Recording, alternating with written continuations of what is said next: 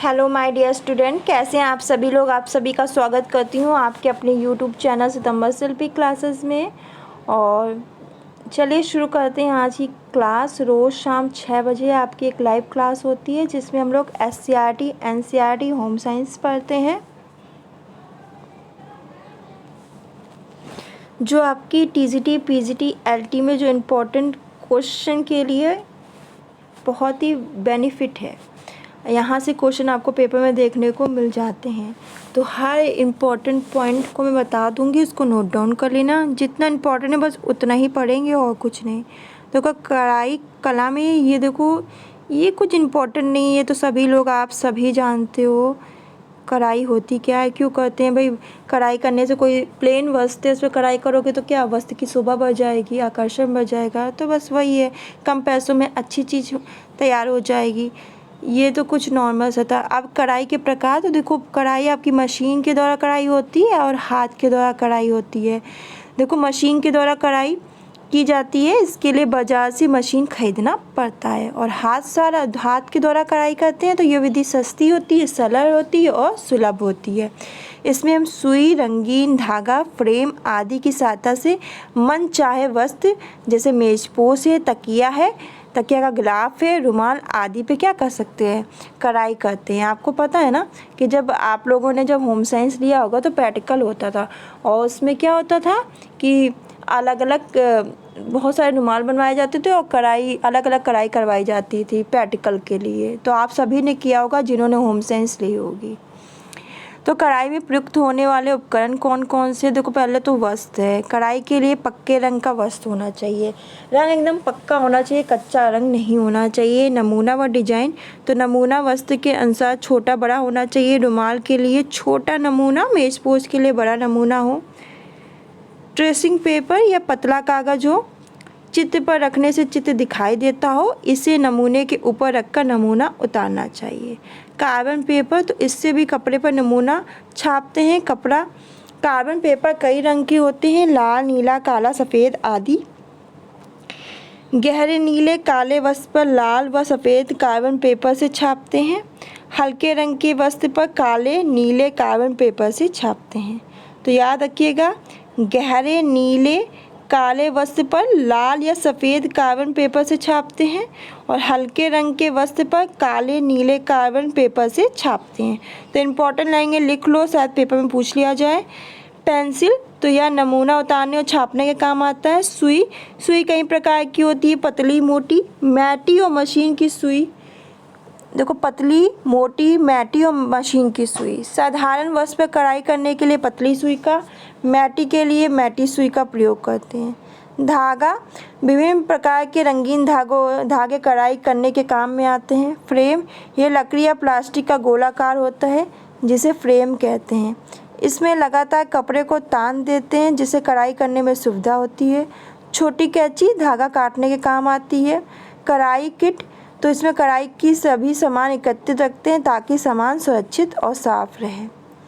वस्त्र पे नमूना उतारने और छापने की विधि, तो कार्बन पेपर द्वारा लकड़ी के ठप्पों के द्वारा महीन कपड़ों को नमूने के ऊपर रखकर पेंसिल से क्या कर लेते हैं, नमूना छाप लेते हैं। नमूना, देखो कढ़ाई करते समय कुछ बातों का ध्यान रखना है। ये बातें कौन कौन सी हैं।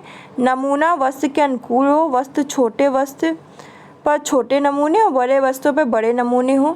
धागों के रंगों का उचित चुनाव करना है। फूल के लिए लाल, गुलाबी, पीला, नारंगी, बैगनी रंग के हल्के गहरे रंग का प्रयोग करें। पत्ती के लिए हरे रंग का प्रयोग करें। धागे का रंग पक्का चमकदार होना चाहिए, तो धागे के रंगों का उचित चुनाव करना चाहिए। फूलों के लिए लाल, गुलाबी, पीला, नारंगी, बैगनी रंग के विभिन्न हल्के गहरे रंग का प्रयोग करें। पत्ती के लिए हरे रंग का प्रयोग हो। धागों का रंग पक्का चमकदार होना चाहिए। गांठ नहीं दिखनी चाहिए। धागे की गांठ को कढ़ाई में छुपा देते हैं। टाँके मजबूत हो ताकि कढ़ाई खुल ना सके। हाथ धोकर साफ हाथों से कढ़ाई करें। सुई में धागा छोटा डालना चाहिए, बड़ा धागा डालने से कढ़ाई करते समय वह उलझ जाता है। इस प्रकार हम देखते हैं कि कढ़ाई का ज्ञान हमारे लिए बहुत उपयोगी है। इसका फैशन कभी पुराना नहीं होता, इसका आकर्षण भी कभी कम नहीं होता। कढ़ाई करने से लाभ, तो घर के विभिन्न कमरों में प्रयुक्त होने वस्तुओं की सजावट कढ़ाई के द्वारा करते हैं। जैसे बैठक के दीवान की चादर, मेज पोस्ट, सोफ़ा कवर, कुशन कवर, मसनद कवर आदि पर सुंदर सी कढ़ाई करने से उसकी सुंदरता बढ़ जाती है। खाने की मेज को सुंदर और सुरक्षित रखने के लिए उसके ऊपर बिछाने के लिए मेज पोस्ट, टेबल मैट्स पे जो होती है कढ़ाई करते हैं। खुली अलमारी के लिए पर्दे, शीशा कवर, ड्रेसिंग टेबल कवर पर कढ़ाई करने से वस्त्र, कमरा और घर सबकी शोभा बढ़ जाती है। पहनने वाले वस्त्र, सलवार सूट, साड़ी, ब्लाउज, बच्चों के वस्त्र, फ्रॉक, झबला, स्कार्फ, बिब आदि पर कढ़ाई करने से उसकी सुंदरता क्या होती है, बढ़ जाती है। खाली समय पर इसका प्रयोग कर सकते हैं, वह धन कमा सकते हैं। मन चाहा वस्त्र पर मनचाही कढ़ाई कर सकते हैं।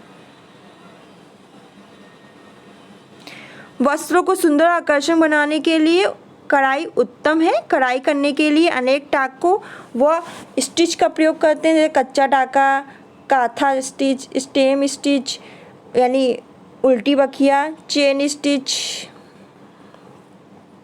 Button whole stitch, lazy daisy, Kashmiri stitch, satin stitch, cross stitch. हम सभी लोग चेन स्टीम, लेजी डेजी और बटन होल स्टिच कढ़ाई करना सीखेंगे। देखो इसमें कुछ सीखना नहीं है, जो इम्पोर्टेंट है बस बता दे रहे हैं। चेन स्टिच को से हम जंजीरा कढ़ाई भी कहते हैं। इसमें फूल पत्ती का बाहरी किनारा और फूल पत्ती को भरकर भी बनाते हैं। बस इतना याद रखना, और इसमें याद रखना कि ये ध्यान रहे कि टाके एक बराबर ही हो।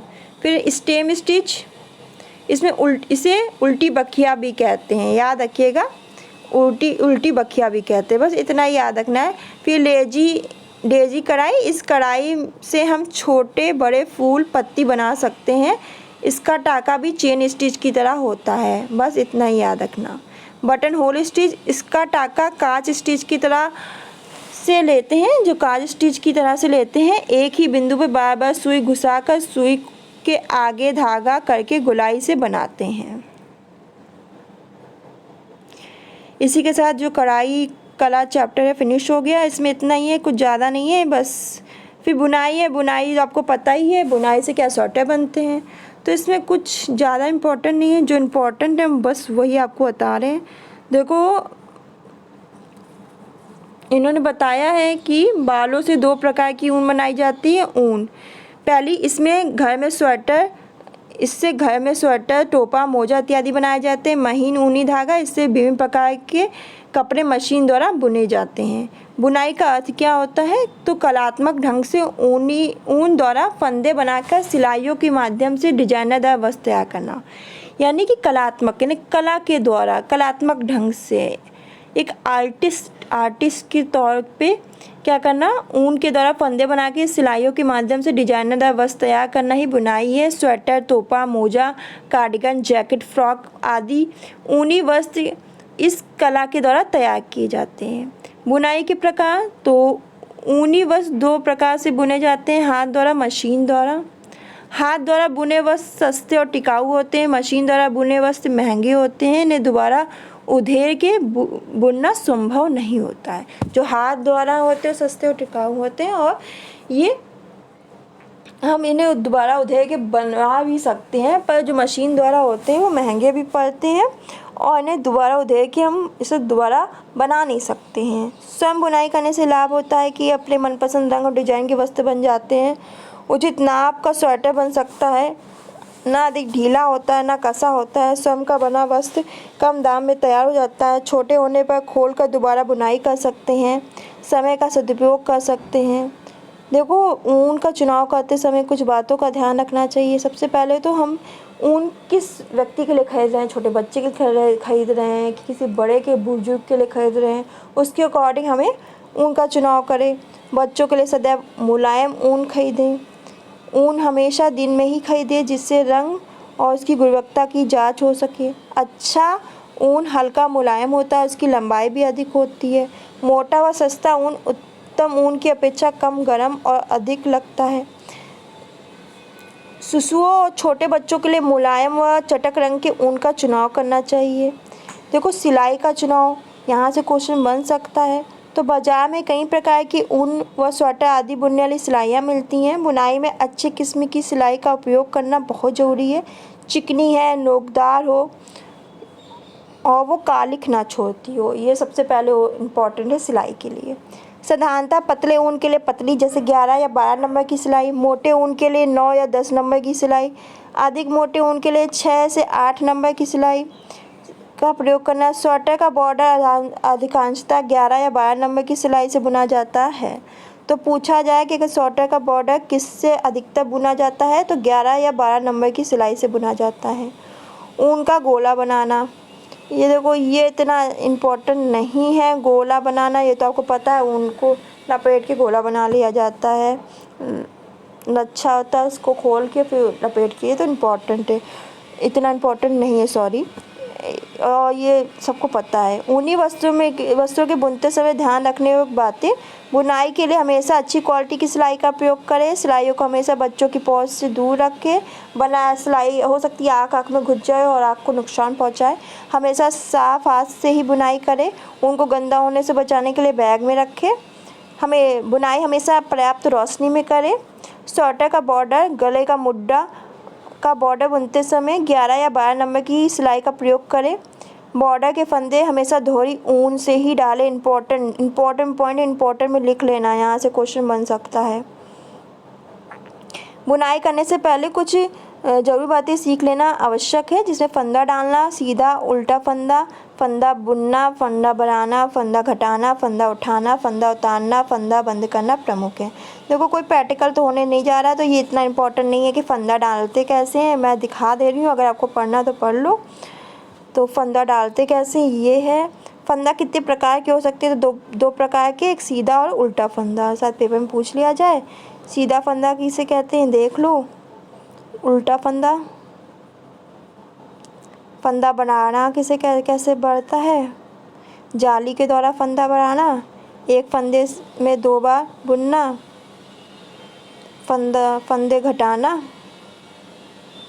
फंदे उठाना, फंदे बंद करना, ये सब इम्पोर्टेंट है।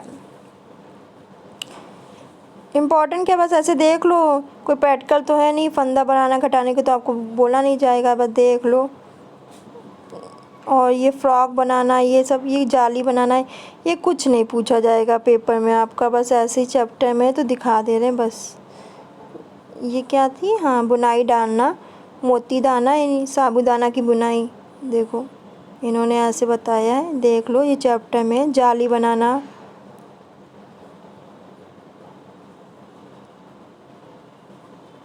बस इसी के साथ आपकी कढ़ाई और बुनाई चैप्टर फिनिश हो जाता है। चैप्टर 8 और 9 फिनिश हो गया है। कल चैप्टर 10 पढ़ेंगे। आज के लिए बस इतना ही। वीडियो अच्छी लगे लाइक करना, शेयर करना, कमेंट करके फीडबैक जरूर देना। धन्यवाद।